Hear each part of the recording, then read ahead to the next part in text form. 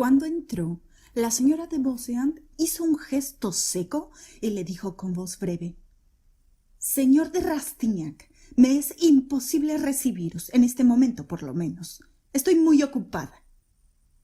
Para un observador, y Rastignac habíase convertido pronto en un observador, esta frase, el gesto, la mirada y la inflexión de la voz eran la historia del carácter y de las costumbres de la casta. Vio la mano de hierro bajo el guante de terciopelo, la personalidad, el egoísmo bajo las maneras, la madera bajo el barniz. Oyó, en fin, el «yo el rey», que empieza bajo los penachos del trono y termina bajo la cimera del último gentilhombre.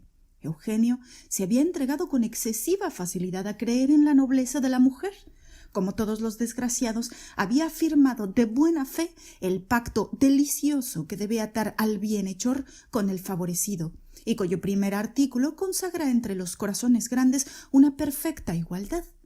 El hacer bien, que reúne a dos seres en uno solo, es una pasión celestial tan incomprendida, tan rara, como pueda serlo el amor verdadero. Tanto el uno como el otro es la prodigalidad de las almas hermosas. Rastignac quería llegar al baile de la duquesa de Carigliano y devoró aquella borrasca. «Señora», dijo con voz emocionada, «si no se tratase de una cosa importante, no habría venido a importunaros. Os ruego, por lo tanto, que tengáis la bondad de recibirme más tarde y aguardaré». «Bien, venid a comer conmigo», dijo algo confusa por la dureza que había puesto en sus palabras, porque aquella mujer era tan buena como grande. Aunque se sintió afectado por aquel cambio repentino, Eugenio se dijo mientras se iba: «Arrástrate, sopórtalo todo». ¿Qué deben ser los otros seres si en un instante la mejor de las mujeres borra las promesas de su amistad y te deja ahí como un zapato viejo? Entonces, cada cual debe mirar por sí? ¿Es verdad que su casa no es ninguna tienda y que hago mal en tener necesidad de ella? ¿Es preciso, como dice Vautrin, convertirse en bala de cañón? Las amargas reflexiones del estudiante fueron pronto disipadas por el placer que se prometía al ir a comer con la vizcondesa.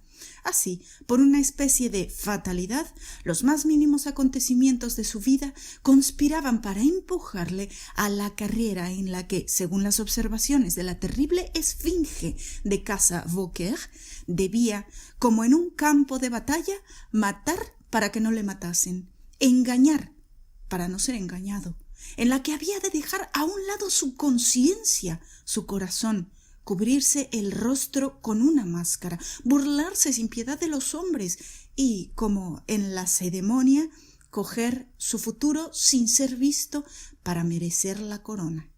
Cuando volvió a la casa de la vizcondesa, la encontró llena de aquella bondad que siempre le había testimoniado.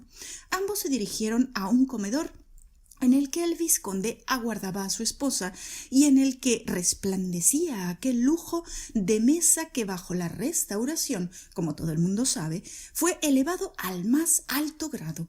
El señor de Beauseant, semejante a muchas otras personas infatuadas, apenas tenía otros placeres que los de la buena mesa. Por los que a la gula se refiere, pertenecía a la escuela de Luis XVIII y del duque de Escars. Su mesa, pues, ofrecía un doble lujo, el del continente y el del contenido. Jamás semejante espectáculo había sido presenciado por Eugenio, el cual comía por primera vez en una de aquellas casas en las que las grandezas sociales son hereditarias. La moda acababa de suprimir las cenas con que en otro tiempo terminaban los bailes del imperio, en las que los militares tenían necesidad de adquirir fuerzas para prepararse para todos los combates que les aguardaban tanto dentro como fuera. Eugenio no había asistido aún más que a bailes. El aplomo que más tarde le dirigió de un modo tan eminente y que empezaba a adquirir le impidió manifestar una bobalicona admiración. pero al ver aquella platería esculpida y los 1000 rebuscados detalles de una mesa suntuosa, al admirar por primera vez un servicio que se hacía sin ruido, era difícil para un hombre de ardiente imaginación no preferir aquella vida constantemente elegante a la vida de privaciones que quería abrazar aquella mañana. Su pensamiento le devolvió por un instante a su pensión, y fue tan profundo el horror que experimentó que se juró abandonarla en el mes de enero, tanto para entrar en una casa limpia como para huir de Vautrin, cuya manzana sentía sobre su hombro. Si pensamos en las 1000 formas que en París asume la corrupción, parlante o muda, un hombre de buen sentido se pregunta por qué aberración el Estado establece escuelas, reúne jóvenes en ellas, cómo son respetadas las mujeres, cómo el oro de los cambistas no se esfuma mágicamente. Pero si pensamos en el escaso número de crímenes, incluso de delitos en general, cometidos por los jóvenes, ¿qué respeto no debemos sentir por esos pacientes tántalos que se combaten a sí mismos y casi siempre salen victoriosos? Si se les describiera bien en su lucha contra París, el pobre estudiante suministraría uno de los más dramáticos de nuestra civilización moderna. La señora de Beauseant miraba en vano a Eugenio para invitarle a hablar, pero el joven no quería decir nada en presencia del vizconde. ¿Me llevaréis esta noche a los italianos?, preguntó la vizcondesa a su marido. No podéis dudar del placer que tendría en obedeceros, respondió con una burlona galantería que engañó al estudiante. Pero debo ir a reunirme con alguien en las variedades. Su amante, pensó la vizcondesa. ¿No tenéis, pues, ayuda esta noche?, inquirió el vizconde. No, respondió ella con buen humor. Bien, si os hace falta indispensablemente un brazo, tomad el de Rastignac. La vizcondesa miró a Eugenio sonriendo. Esto será muy comprometedor para vos, dijo. El francés ama el peligro, porque en él encuentra la gloria, ha dicho el señor de Chateaubriand, respondió Rastignac inclinándose. Unos momentos más tarde fue llevado al lado de la señora de Beauseant en un rápido coupé al teatro de moda y creyó estar viendo un cuento de hadas cuando entró en un palco delantero y vióse convertido en blanco de todas las miradas a través de los binóculos en compañía de la vizcondesa, cuya toilette era deliciosa. Iba de sorpresa en sorpresa. «¿Tenéis algo de qué hablarme?», le dijo la señora de Beauseant.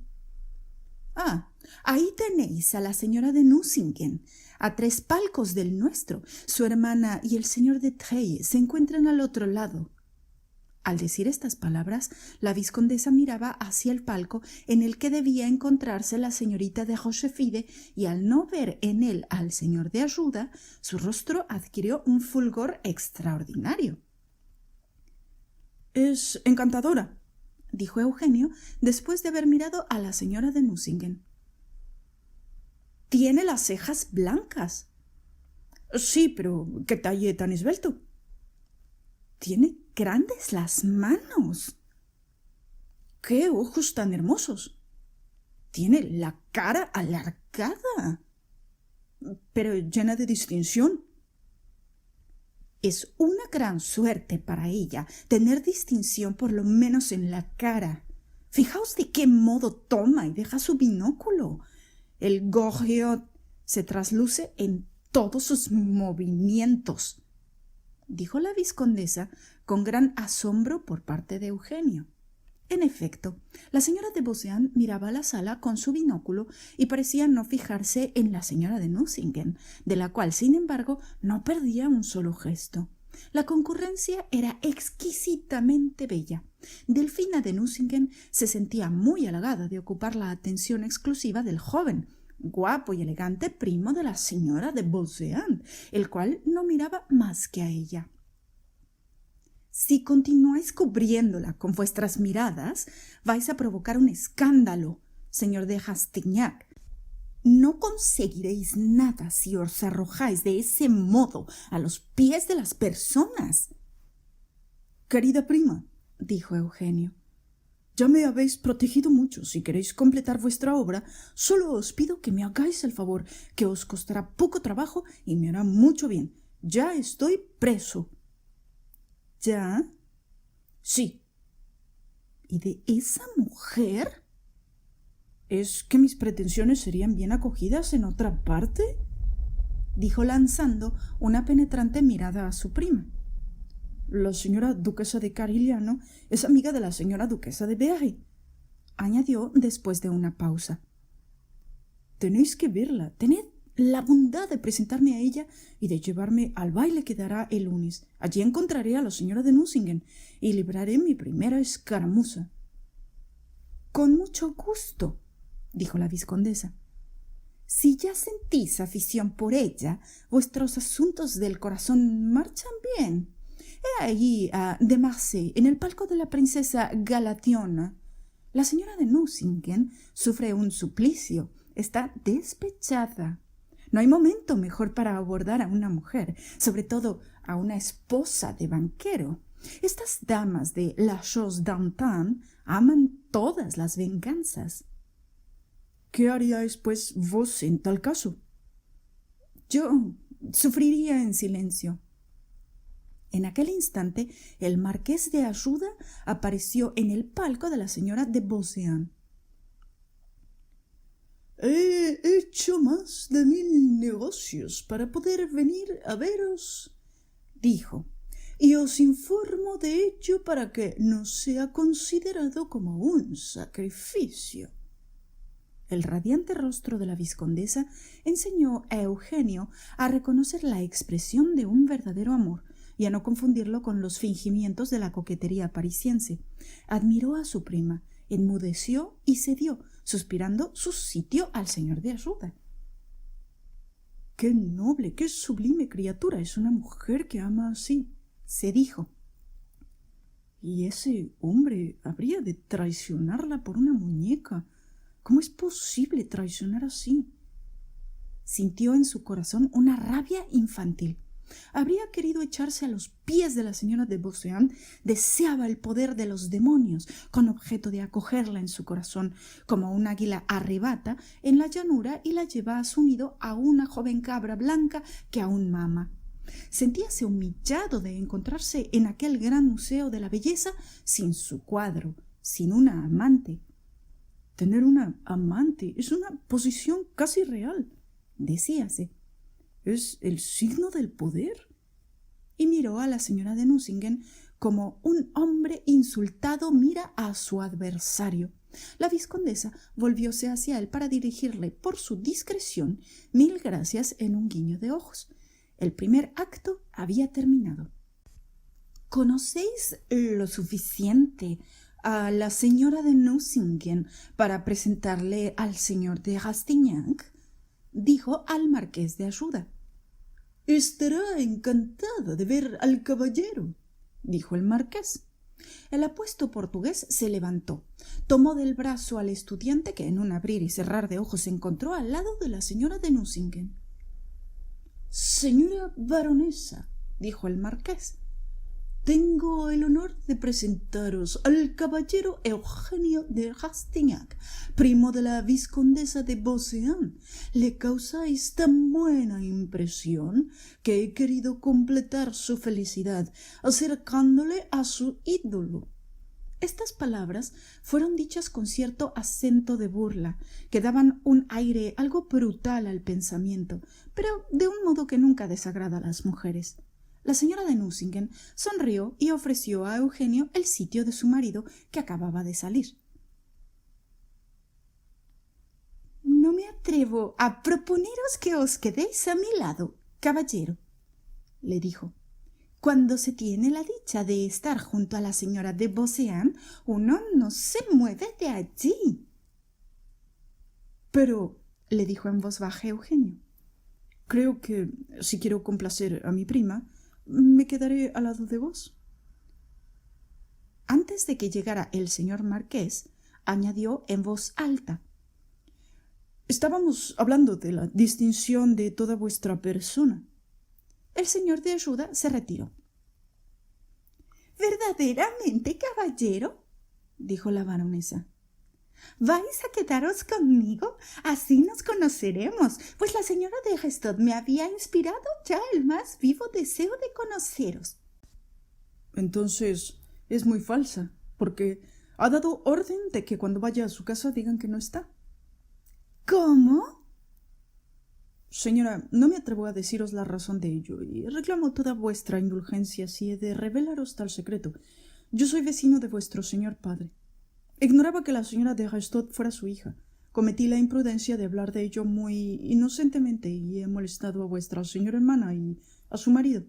No podríais creer hasta qué grado ha encontrado de mal gusto esta apostasía filial la señora duquesa de Langeais y mi prima. Les conté la escena y se rieron como locas.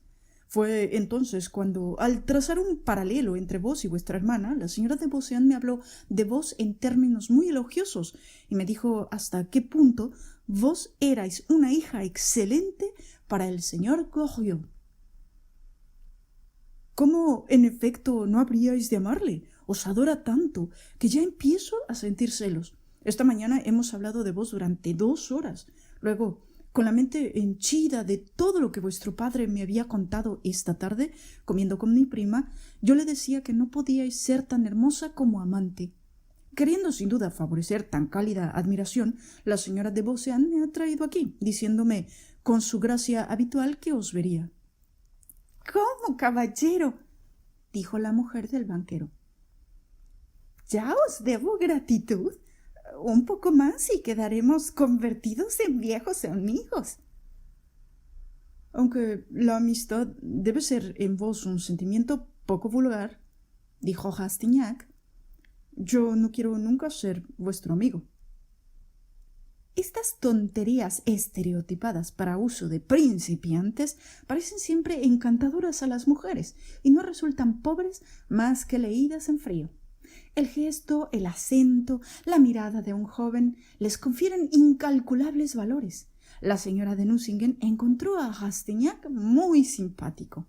Luego, como todas las mujeres, al no poder decir nada a unas frases tan drásticamente expresadas por el estudiante, respondió refiriéndose a otra cosa. Sí, mi hermana se hace daño a sí misma con la forma en que se comporta para con ese pobre padre que realmente ha sido un dios para nosotras.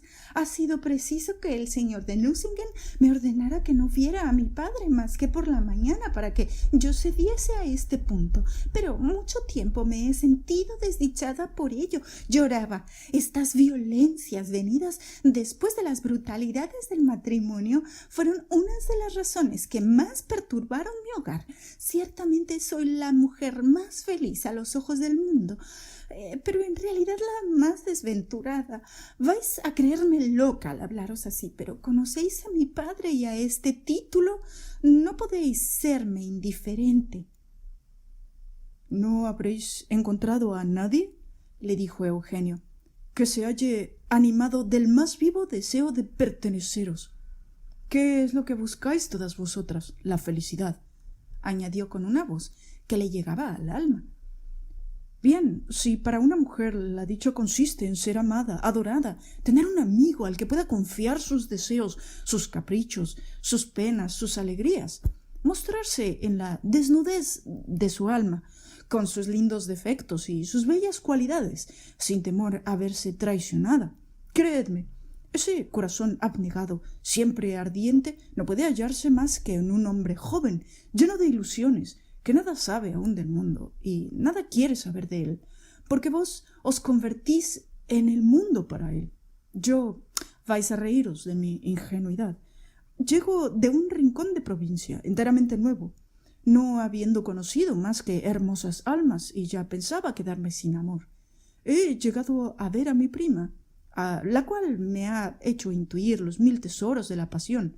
Soy como querubín, el amante de todas las mujeres, en espera de que pueda consagrarme a una de ellas. Al veros, al entrar, me he sentido atraído hacia vos como por un imán. Había pensado ya tanto en vos, Pero no os había soñado tan bella como sois en realidad. La señora de Beauseant me ha ordenado que no os mirase tanto. Ella ignora lo que hay de atrayente al contemplar vuestros lindos labios rojos, vuestra tez blanca, vuestros ojos tan dulces. Yo también os digo locuras, pero dejadme que os las diga. Nada hay que tanto agrade a las mujeres como el oír que les digan estas dulces palabras. La más austera devota las escucha, incluso cuando no deba responder a ellas. Después de haber comenzado de este modo, Rastignac desgranó su rosario con voz coquetamente sorda, y la señora de Nucingen alentaba a Eugenio con sonrisas, mirando de vez en cuando a de Marsay, que no abandonaba el palco de la princesa Galathionne. Rastignac permaneció al lado de la señora de Nucingen hasta el momento en que su marido vino a buscarla. Señora, le dijo Eugenio, tendré el placer de ir a veros antes del baile de la duquesa de Carigliano.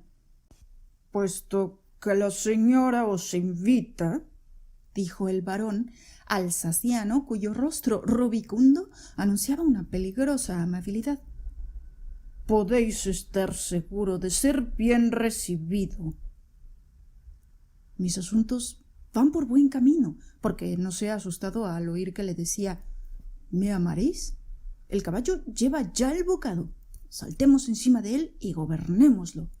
Díjose Eugenio, yendo a saludar a la señora de Beauseant, la cual se levantaba y se retiraba acompañada de Ayuda. El pobre estudiante ignoraba que la baronesa estaba esperando de Marsay una de esas cartas decisivas que desgranan el alma. Contento de su falso éxito, Eugenio acompañó a la vizcondesa hasta el peristilo, donde cada cual espera su coche. «Vuestro primo ya no se parece a sí mismo», dijo el portugués, riendo a la vizcondesa cuando Eugenio les hubo dejado. «Va a hacer saltar la banca, es flexible como una anguila y creo que llegará lejos. Solo vos podíais presentarle una mujer en el momento en que es preciso consolarla». «Pero», dijo la señora de Beauseant, «hay que saber si aún ama a aquel que la abandona». El estudiante regresó a pie desde el Teatro Italiano hasta la calle Neuve-Sainte-Geneviève, acariciando los más dulces proyectos. Había observado muy bien la atención con que la señora de Restaud le había examinado, tanto en el palco de la vizcondesa como en el de la señora de Nucingen, y supuso que la puerta de la condesa ya no le sería cerrada en adelante. Así, 4 relaciones importantes, porque contaba agradar a la mariscala, iban a serle conquistadas en el corazón de la alta sociedad parisiense. Sin explicarse demasiado los medios, adivinaba de antemano que en el juego complicado de los intereses de este mundo había de agarrarse a un engranaje para poder encontrarse en lo alto de la máquina. Si la señora de Nucingen se interesa por mí, yo le enseñaré a gobernar a su marido. Ese marido negocia con oro y él podrá ayudarme a recoger de golpe una fortuna. No se decía todo esto crudamente, ya que no era aún lo suficientemente político para cifrar una situación, apreciarla y calcularla. Estas ideas flotaban en el horizonte bajo la forma de ligeras nubes, y aunque no tuviesen la aspereza de las de Vautrin, si hubieran sido sometidas al crisol de la conciencia, no habrían dado nada que fuese completamente puro. Los hombres llegan, por una sucesión de transacciones de este género, a esta moral relajada que profesa la época actual, en la que se encuentran más raramente que en ningún otro tiempo esos hombres rectangulares, esas hermosas voluntades que jamás se doblegan al mal, para las cuales la menor desviación de la línea recta parece un crimen. Magníficas imágenes de la probidad que nos han valido 2 obras maestras, el Alceste de Molière y más recientemente Jenny Deans y su padre, en la obra de Walter Scott. Tal vez la obra opuesta, la pintura de las sinuosidades en las que un hombre del mundo, un ambicioso, hace rodar su conciencia, tratando de eludir el mal, con objeto de llegar a su fin, salvando las apariencias, no sería ni menos bella ni menos dramática.